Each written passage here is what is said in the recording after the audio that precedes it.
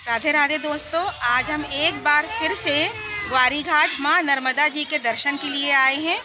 और आज हम यहाँ आपको किनके दर्शन करवाने वाले हैं वो अभी हम आपको थोड़ी देर में बताएंगे। तो चलिए हम आपको दर्शन करवाते हैं, फिर मिलते हैं।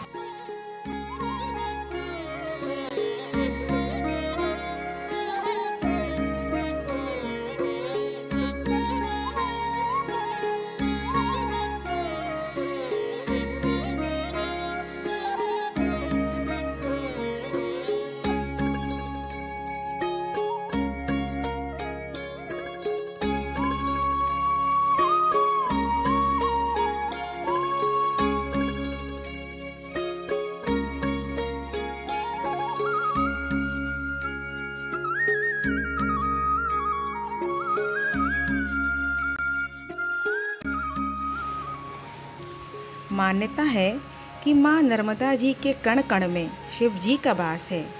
इसलिए जब आप ग्वारी घाट माँ नर्मदा जी के दर्शन करने आते हैं तो आपको माँ नर्मदा जी के तट पर बहुत से शिवलिंग देखने मिल जाएंगे, जिनकी आप पूजा अर्चना भी कर सकते हैं।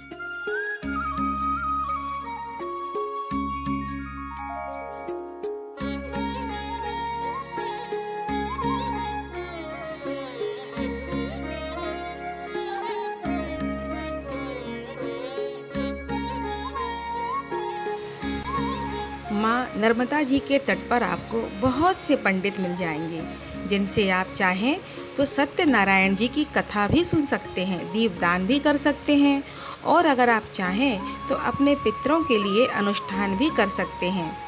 माँ नर्मदा जी के तट पर पिंडदान, कालसर्प की पूजा इत्यादि सभी कार्य यहाँ के पंडितों द्वारा संपन्न कराए जाते हैं।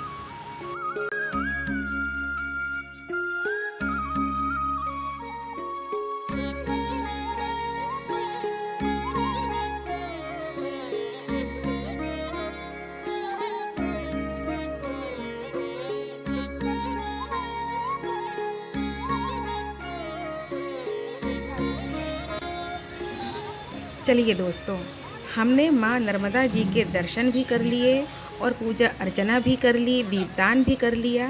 अब हम आपको उस जगह के दर्शन करवाने जा रहे हैं जिसके लिए हम यहाँ आए हैं।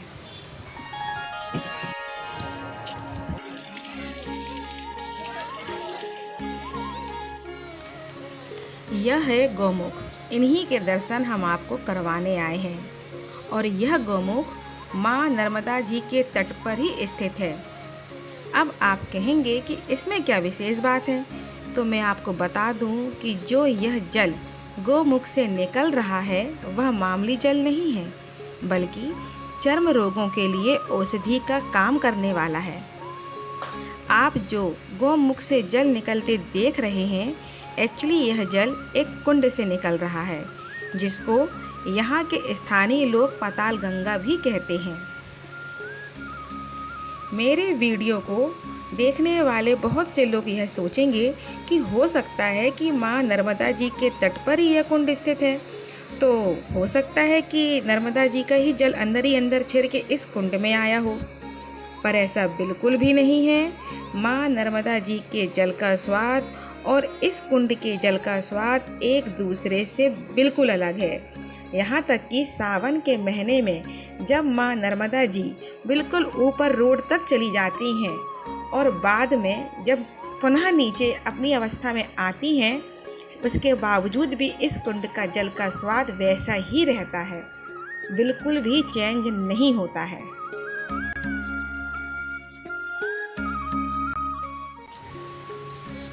यह है वह कुंड, इसी का जल गौमुख से निकल रहा है।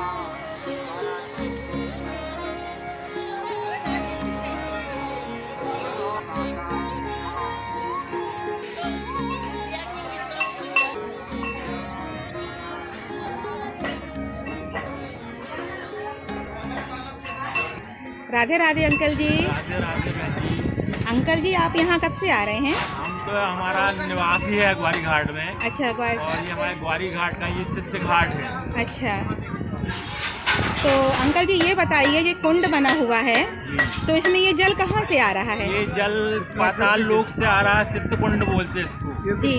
और ये बहुत पूर्वजों का, हमारे पूर्वज जो हुआ है उनने बताया, ये अनादिकाल से आ रहा है ये जल। अच्छा। जी हाँ, और इस जल की विशेषता है, इसमें गंधक युक्त जल निकलता है। क्या? गंधक युक्त जल है। अच्छा अच्छा अच्छा। और जो चर्म रोग होते हैं असाध्य पुराने से पुराने, उनको इसमें से जो मिट्टी निकलती है, मिट्टी को निकालिए, अपने बदन में पूरे लगा के, थोड़ा धूप दिखा के आप बैठिए और फिर इसी जल से स्नान कीजिए। जी जी। आपको तुरंत, आपको 2 दिन बाद महसूस होने लगेगा कि ये चर्म रोग हमारा अच्छा हो रहा है। अच्छा, एक से एक असाध्य रोग यहाँ अच्छे हुए हैं। जी जी जी, बहुत अच्छी जानकारी दी आपने। हम लोगों को तो पता ही नहीं था, हम लोग बस वहाँ से होके चले जाते थे। ये बहुत पुराना घाट, सिद्ध घाट बोला जाता है ग्वारी घाट का ये। जी जी जी। अभी हमारे माननीय सम्माननीय मुख्यमंत्री उमा भारती जी ने ग्वारी घाट का बहुत जीर्णोद्धार कराया, जिसमें ये सिद्ध कुंड का भी उद्धार उन्होंने कराया, गौमुख लगाया और चारों तरफ से उसकी व्यवस्था की। उन्होंने बहुत ध्यान दिया इस घाट के लिए। बहुत बहुत हम ग्वारी घाट वाले के सभी पुरोहित आभारी हैं। आपका बहुत बहुत धन्यवाद, आपने हमको इतनी अच्छी जानकारी दी। और यूट्यूब में जी उमा भारती की भी जय जयकार। जी बिल्कुल, उनका उमा घाट उन्हीं की देन है। अच्छा अच्छा। और यहाँ की शोभा बढ़ाने वाली उमा भारती। अच्छा अच्छा, कोई और नहीं। तो अंकल जी आपका बहुत बहुत धन्यवाद, आपने इतनी अच्छी जानकारी दी हमको कुंड, ये गोकुंड के बारे में। और हमारे देखने वाले सभी भक्तों की ओर से आपको बहुत बहुत धन्यवाद। नर्मदे हार बहन, नर्मदे हार, बोल नर्मदे हार।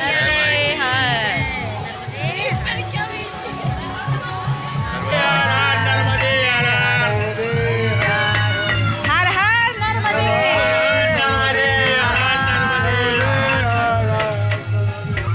तो इसी के साथ दोस्तों, कैसी लगी आपको हमारी ये गौमुख का दर्शन करके? कैसा लगा? माँ नर्मदा का दर्शन करके कैसा लगा? और ये यात्रा आपको कैसे लगी? आप सभी हमें कमेंट बॉक्स में ज़रूर बताइए और मेरे चैनल को लाइक कीजिए, शेयर कीजिए। इसी के साथ राधे राधे।